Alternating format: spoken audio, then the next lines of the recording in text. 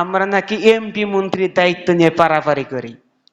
হ্যাঁ, আমাদের দেশে পিস টিভি বন্ধ করে দেওয়া হলো।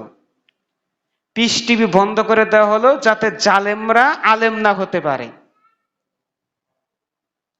তো স্বৈরাচারী হাসিনা যাওয়ার পরে একটা পদ্ধতি বের হলো, আল্লাহ যার মাধ্যমেই হোক, যে সংগঠনের মাধ্যমেই হোক, যাদের মাধ্যমে হোক, আমরা কিছুদিন আগে আমরা শুনলাম যে ডাক্তার জাকির নায়েক বাংলাদেশে আসছেন। আবার কিছুদিন ধরে শুনছি যে আমাদের এক স্বরাষ্ট্রমন্ত্রী চুলকানি উঠেছে। কথা বুঝতে পারেননি আমাদের কিরকম ঈমান।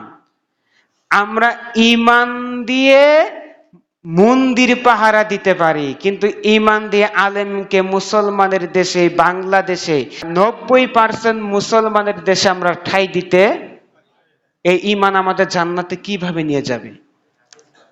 যে ঈমান আজানের পরে আমাদেরকে মসজিদে নিয়ে যেতে পারে না, ওই ঈমান কিভাবে জাহান্নামের আগুন থেকে আমাদেরকে বাঁচাবে?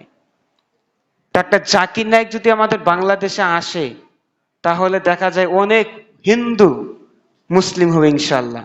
আমি সেদিন একটা লাইভ আলোচনাতে দেখলাম 5 মিনিট, কয় মিনিট, 5 মিনিটের ভিতরে একটা মহিলা আপনার ইসলাম ধর্ম গ্রহণ করলো। সুবহানাল্লাহ বলবেন না? তো এগুলা আল্লাহ এক একজনের ভিতরে এক এক রকম গুণ দিয়েছেন।